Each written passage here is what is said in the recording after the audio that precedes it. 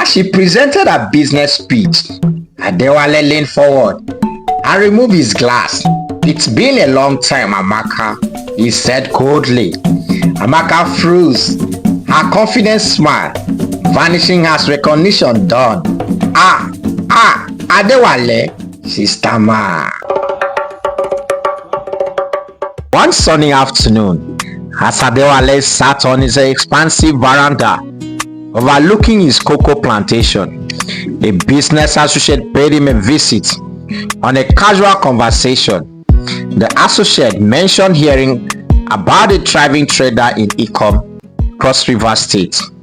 "Adewale, you won't believe it," the associate said. "There's this woman running one of the biggest cocoa export business in Ikom.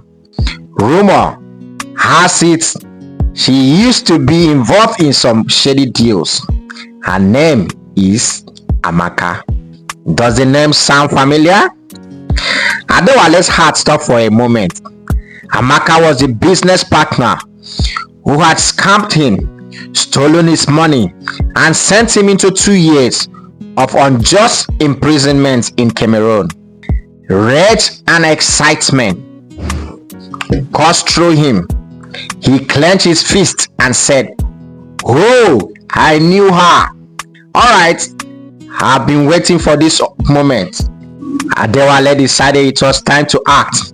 He reached out to trusted legal advisors and private investigators, sharing all the documents and details of his past dealings with Amaka. With their help, he devised a strategy to reclaim what was rightfully his, and he ensured Amaka faced the consequences of her actions. Adewale investigators discovered that Amaka's business was booming, but built on the foundation of fraud and manipulation.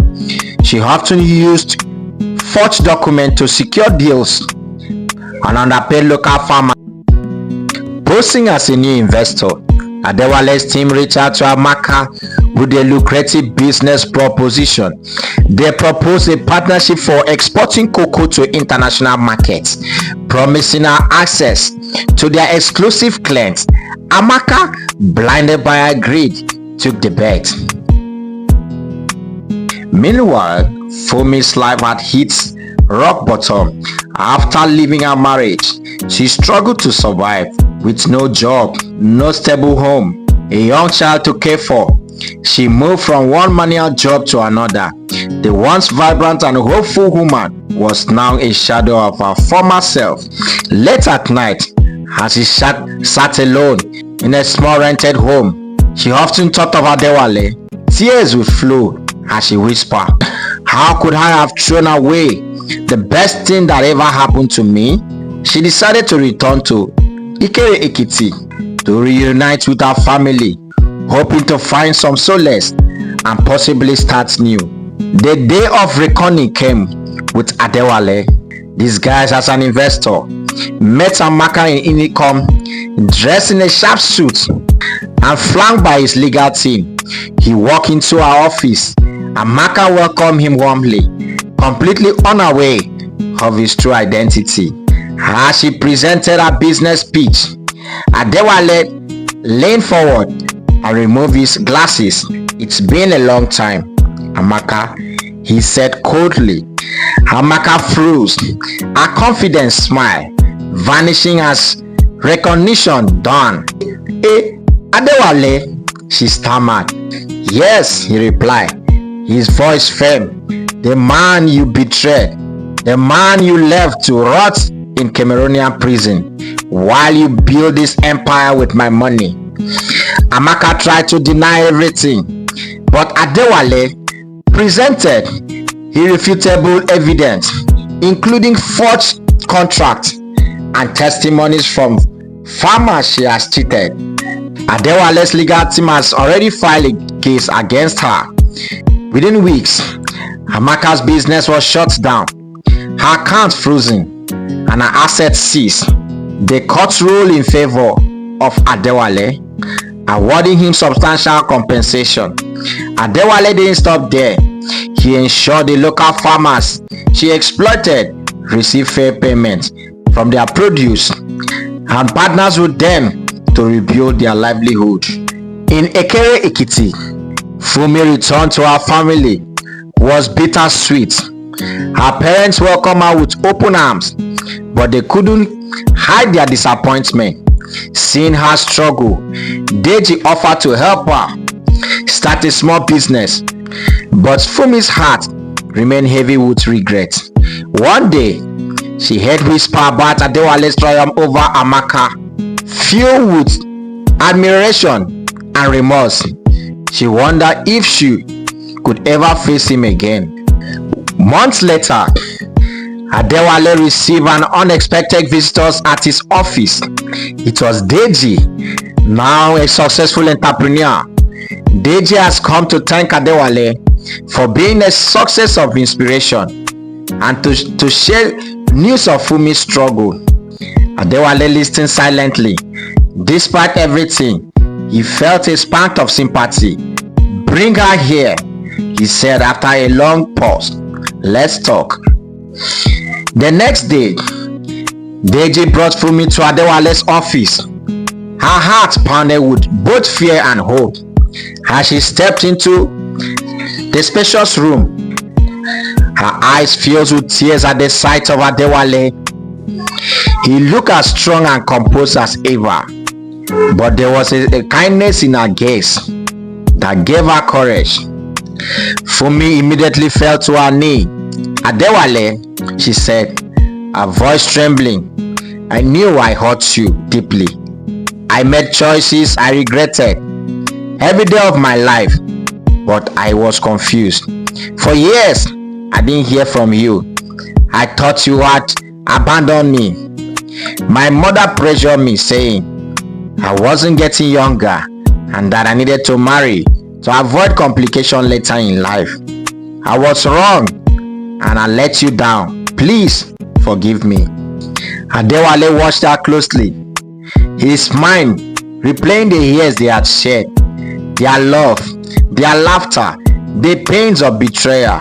Slowly, he stood up and extended a hand to help her up. "Funmi," he said softly, "I won't lie and say it didn't hurt. It did. But I've learned that holding on to pain only makes it harder to move forward. I forgive you, not just for you, but for myself too. We all make mistakes. What matters now is how we choose to grow from them."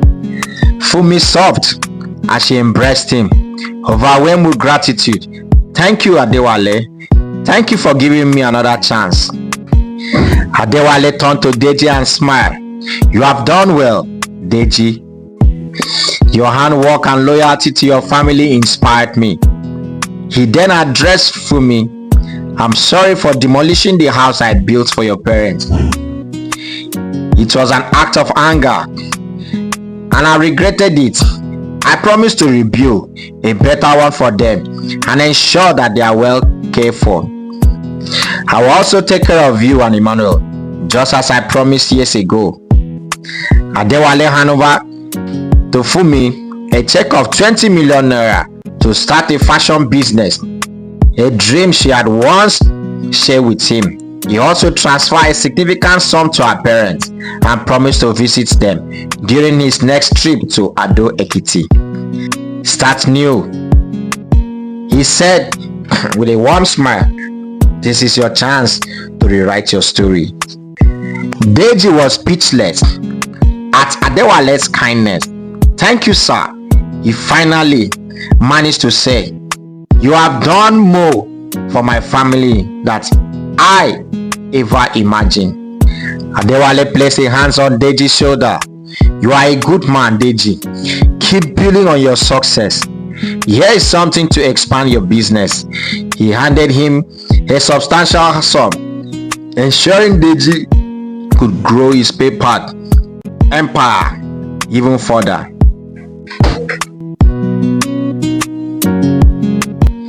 As they left Adewale's office, the mood was light and joyful. Funmi's heart was lighter than it had been in years. She felt hopeful for the first time in a long time. When Adewale traveled to Ado Ekiti to visit her parents, the reunion was emotional. Her parents, who had been burdened by guilt and worry, were overwhelmed by Adewale's generosity and forgiveness. They thanked him profusely, promising to make amends for the past. Funmi's fashion business flourished under Adewale's support. She worked hard and soon her design became highly sought after in the region. She and Emmanuel moved to a new home Adewale provided, and her parents lived comfortably in their rebuilt house. Deji's paper business grew into a multi-branch operation, making him one of the most respected entrepreneurs in Lagos. Adewale, now surrounded by a loving family and a supportive community, found peace.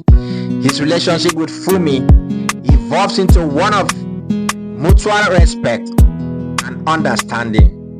Though the scars of the past would never completely fade, they had built a new foundation of forgiveness and hope. As Funmi rebuilt her life, she occasionally wondered about David. He had vanished completely, leaving no trace. Yet, she no longer dwells on him.